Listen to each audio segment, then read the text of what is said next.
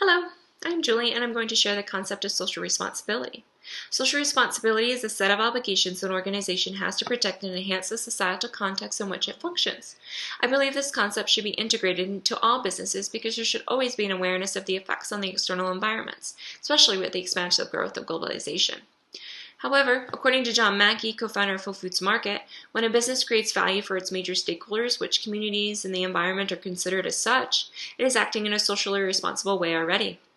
With a more educated and sophisticated public emerging, their expectations have vastly grown for the need of a socially responsible aspect from modern corporations. These expectations come a couple of reasons as to why an awareness and application should be made. The thought that an organization should be included in solving external issues like depleting resources and environmental pollution came from the fact that the same organization created some of those problems. There is a concern, however, that an organization may not have the aptitude or knowledge to facilitate decisions made for a social agenda. The most obvious reason to me for applying this concept is because many of the organizations have a superfluous amount of money. This money could have been placed into an effort to resolve many issues. But then one has to ask, where would that money have gone otherwise? The supposed superfluous amount of money may have gone into the pockets of owners, so the dispute against social responsibility is considerable. So what if an organization wanted to participate in social responsibility? Well, a careful approach to planning and decision-making needs to be made, and that organization needs to decide what it would like to stand for and where it would like it to go. The consideration and evaluation of the decision should be treated as a key task for the organization. Planet Fitness actually took an approach to participating in social responsibility. The company has always been an advocate on being judgment-free, and it sought to bring that viewpoint to communities. In a relationship with Boys and Girls Club of America and an organization called Stomp Out Bullying, Planet Fitness was able to introduce a program called the Judgment-Free Generation. Through education curriculums in schools and online, the objective was to reduce and possibly prevent bullying to children. Through this education, there was a hope that school absenteeism would decline by dissuading the ever-increasing violence plaguing many school systems. The program promotes social inclusion and acceptance, and upon announcing the program, Planet Fitness allocated the entirety of reduced enrollment fees for a certain time period to the cause. This also encouraged the public to be a part of the judgment-free outlook for themselves as well by becoming members in a judgeless environment. Volkswagen, on the other hand, failed its approach to social responsibility. While the company was casting itself as an environmental advocate, it was actually committing greenwashing. Greenwashing is when a company portrays and markets itself as environmentally friendly when it actually is not. Its cars were giving off more pollutants than legally acceptable due to the company's engineers manipulating engines with software that defrauded emissions tests. All of those fabricated past tests were allowing cars to excessively pollute the air. So I have to ask myself, was this organization's culture skewed? John Mackey states corporate social responsibility is independent of corporate purpose or culture.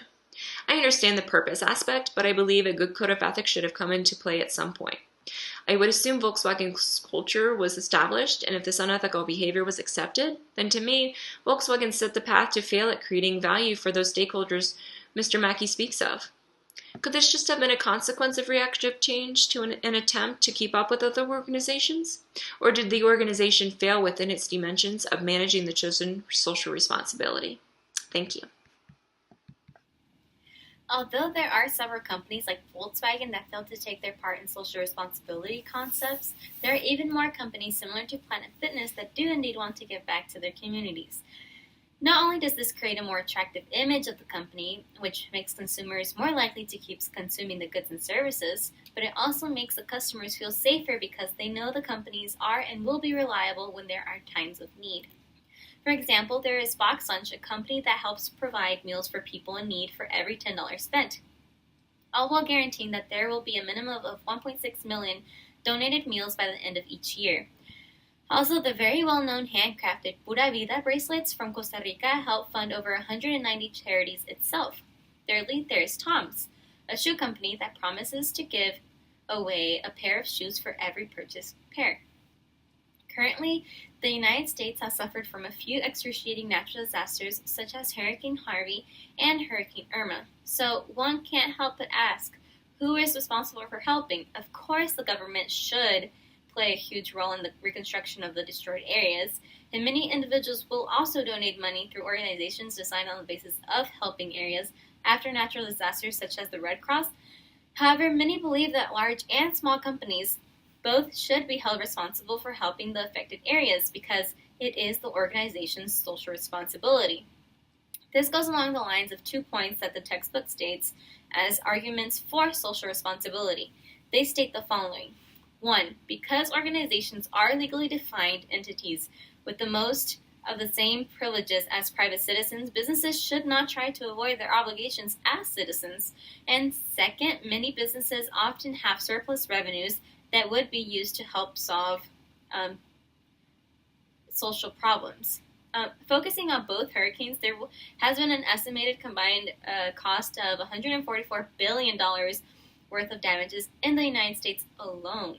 Corporate donations poured in immediately after Harvey hit, totaling about $160 million, and donations only kept increasing after Irma crossed the southeastern coast. One can see that no matter what type of business a certain organization has, they all come together to help the community. Walmart has committed to donating up to $30 million to hurricane relief.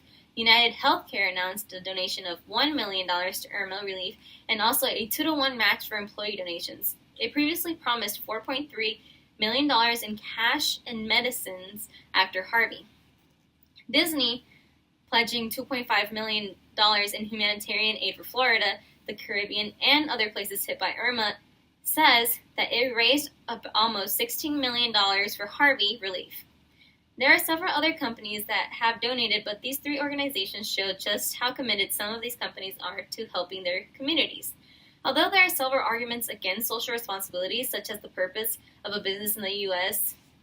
Society is to generate profit for owners, one can see that ethics are indeed associated with individuals, especially top managers and shareholders, because we all want to come together and help the people in need.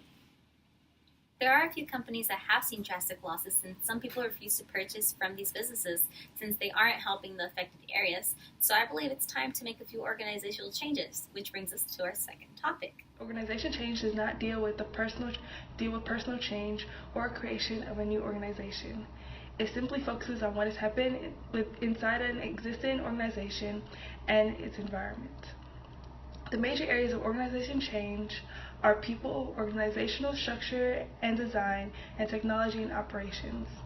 Within the people category, you find changes such as abilities and skills, performance, and attitude and values.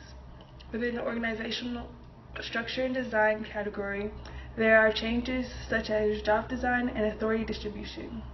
And lastly, within the area of technology and operation, there are changes such as information technology, equipment, and control systems.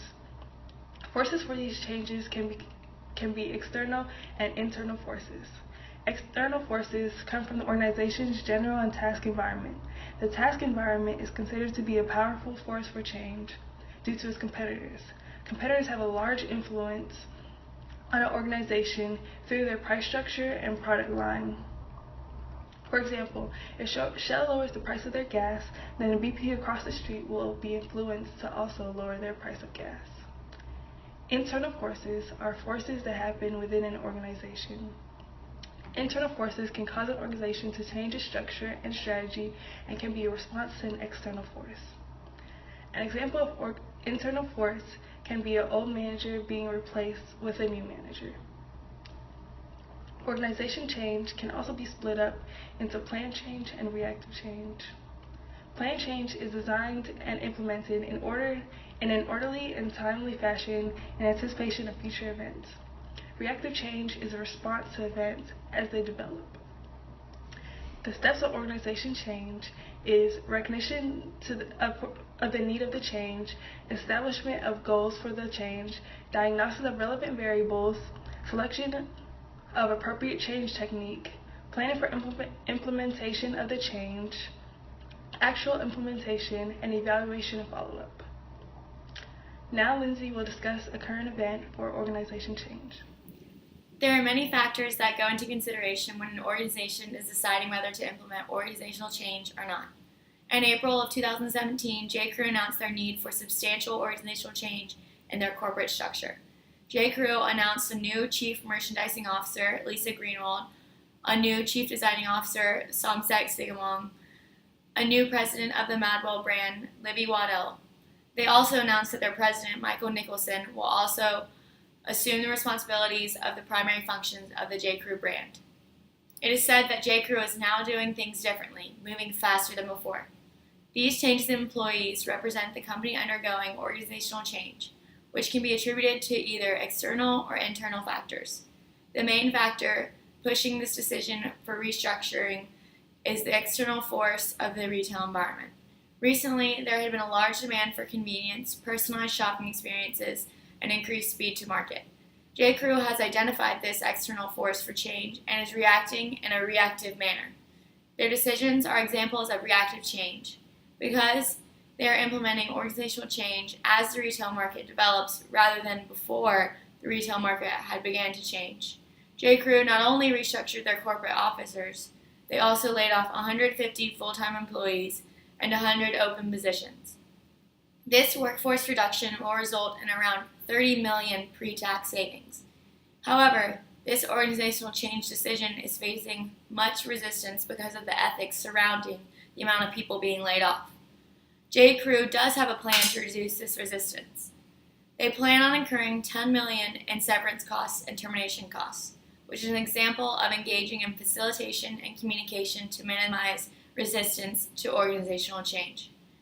J.Crew ultimately will better their company and have a better chance to survive in the constantly changing retail environment with these reactive changes made in their corporate and employee structure, despite the resistance they will need to overcome. Drexler, an insider at J.Crew, said, "At J.Crew, we are embracing this change and making necessary adjustments to our business and teams to move us forward in a more efficient and dynamic way. We have an incredibly talented team of passionate leaders and will further leverage their strengths and talents as we continue to focus on making critical improvements to our business." Thank you. Hello, my name is Bethany Collins, and I will be summarizing social responsibility and organizational change.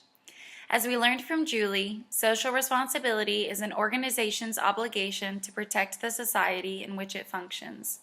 If an organization truly cares about being socially responsible, they will make it a key task to decide what specifically the organization wants to support.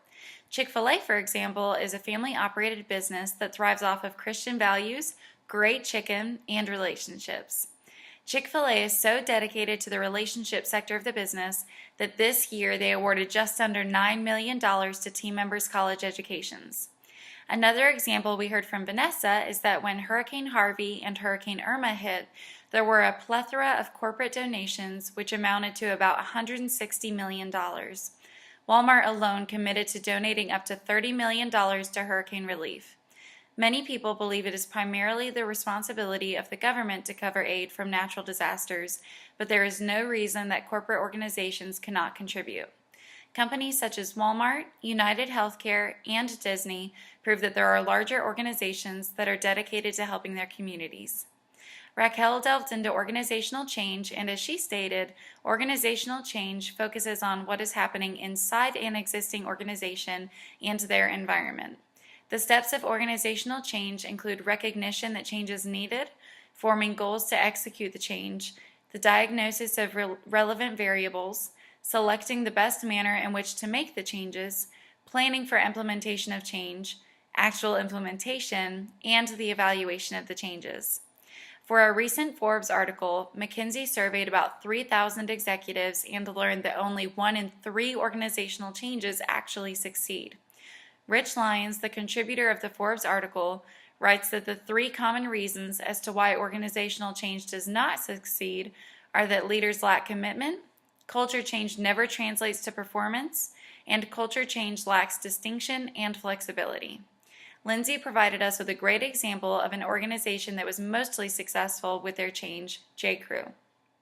J.Crew acknowledged that there is a change in the retail market, and their decision to partake in organizational change is an example of reactive change. Due to the amount of employees laid off due to the organizational change, there have been questions surrounding the ethics of the business. It seems that no matter what decisions a business makes, there will always be pushback and criticism. We hope you have enjoyed our take on social responsibility and organizational change. We enjoyed collaborating and have learned so much during the Principles of Management course this fall.